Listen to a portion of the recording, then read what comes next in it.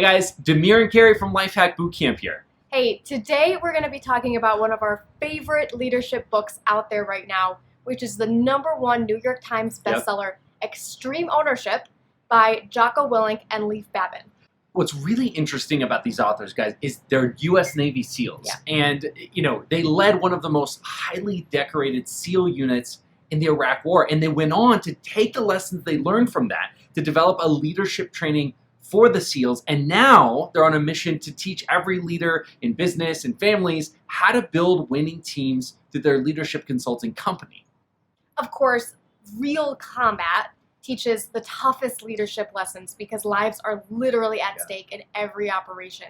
So Jocko and Leif share story after story of how their personal leadership skills either resulted in failure or success, or even a mixture of both, while on the literal battlefield in Iraq.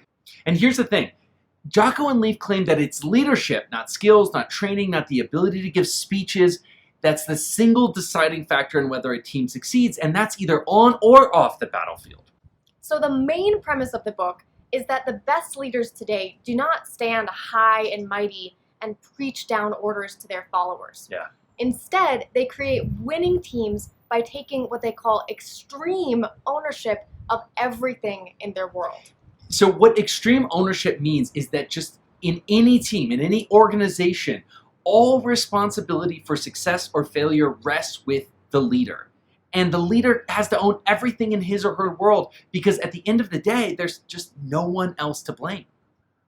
Exactly. So the leader must take full ownership of failures, even if it wasn't at all their fault, and develop a plan to win. Yeah. So otherwise, what you'll be is the leader who looks like they're trying to dodge responsibility and make excuses. And frankly, no one likes to be led by someone like that. And guys, I love this concept so much. We've actually embraced it as a core pillar of our Lifehack Bootcamp philosophy. Having a mindset of extreme ownership really is what truly sets you free at the individual level because it enables you to bring the situation under control no matter how crazy it is and pave a path forward instead of just throwing up your hands in defeat.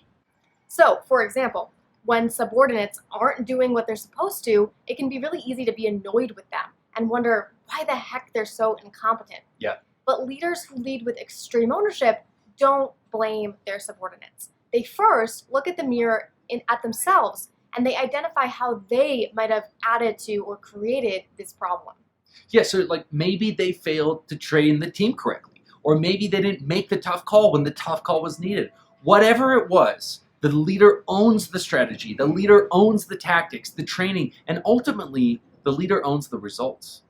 Now, maybe you're thinking, well, what if I have a chronic underperformer on my team, right?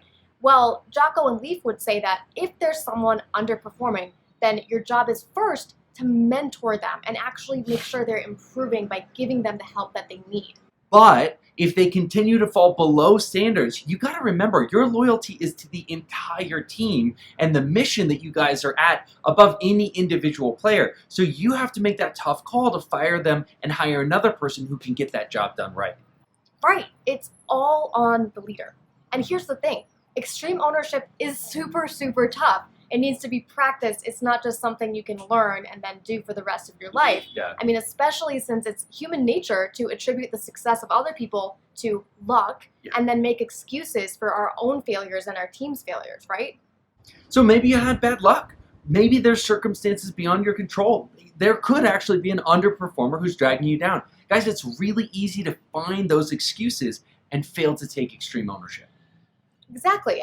Total responsibility for failure is a difficult thing to accept for anybody. And taking ownership when things go wrong really requires extraordinary humility and courage. Yeah. But what's really funny is that that's the only way to get your team to listen to you and respect you. You have to do just that. You have to take responsibility for mistakes and actually lead by example. Yeah, mistakes that maybe you didn't even make, right? Guys, when a leader sets this example and expects it from every single member of the team, the mindset spreads into the team's culture at every level. And you start seeing junior leaders start to take charge of their smaller piece of the pie, their piece of the mission, and you notice efficiency, you notice effectiveness start to increase, and a winning team is the result where no matter what level it is, from the bottom to the top, everyone's seeing themselves as a leader, everyone's taking extreme ownership.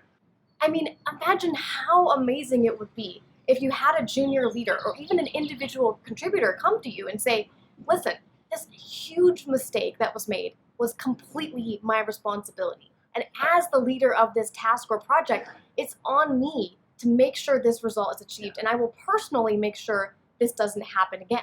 I mean, wow, it would be a huge breath of fresh air. And it actually makes that leader so much more trustworthy. Especially if that employee wasn't even at fault for the mistake, but they're choosing to take extreme ownership of the entire result. Exactly. I mean, I actually would be so much more likely to promote a leader like that who shows that ability. So that's really the type of environment you want to create as a leader, to show your team how to stay focused on the end result and put their ego aside. And so it's sort of summed up by the quote, there are no bad teams, only bad leaders. Yes. Okay, so extreme ownership is the main premise of the book. But within that, Jocko and Leif unpack just other incredible, amazing leadership lessons too. So here are just two of our favorites. The first one is called simple, okay? This principle is about keeping things super, super clear and simple for your team. So as a leader, it doesn't matter how well you feel you've presented the instructions to your team. If they aren't getting it for some reason, then you have not kept things simple enough and you've failed. Yeah, I mean, that's pretty simple, right? Simple is simple, right? I love this one, though, because it's so central to the Lifehack bootcamp philosophy, which is about creating standard operating procedures that anyone can follow and get it right. We like to say you want to create a set of instructions that are so simple that even a person of average intelligence having a really bad day can get it done 100% of the time. The second one is called Decentralized Command, and this principle is about breaking your large team into smaller teams of 4 to 6 people and entrusting a leader of each mini team with extreme ownership of that team's results. So they posit, and I would agree, I think both of us would, that one person cannot effectively lead more than 4 to 6 people at once. It's just too hard to know what's going on with all the different people and track the results appropriately. Yeah, and so the best way to trust each mini team with a portion of the mission is to make sure that they understand the overall mission extremely well. And this is what they call the commander's intent. So if they understand this well enough, then they don't need to run to you for every little decision. They know how to make the calls that they need to make without you micromanaging everything. Now, a really important point here is that if the frontline leaders don't understand the why of the mission, it's on them to ask the boss and clarify why. Just say that again. It's their responsibility to go to the boss and clarify the why. Okay, so who is this awesome book for? Yeah.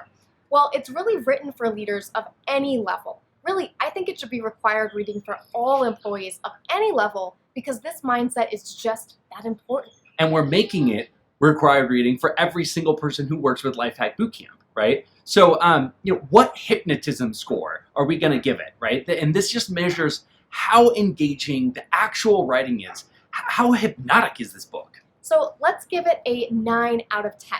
Yeah. There's a substantial amount of information about the actual day-to-day battles in Iraq, which to me as a civilian is really not very engaging. But because the book is actually a compilation of stories, both on and off the battlefield, it's a much more interesting read than a standard leadership book. Yeah, and how did this change our lives personally? For me, it reminded me of what I aspire to be as a leader, right? I'm not perfect, of course, but it clarified some tough calls that, I needed to make inside my team. Yeah, and for me, it was hugely transformative. I mean, it showed me that if I'm not liking what I'm seeing on my team, then it's really on me to be the source of the solution. There's really no one else to blame for that. Okay, guys, if you liked this book summary, do us a favor, leave us a comment. Don't forget to subscribe to our channel for more awesome productivity and leadership content.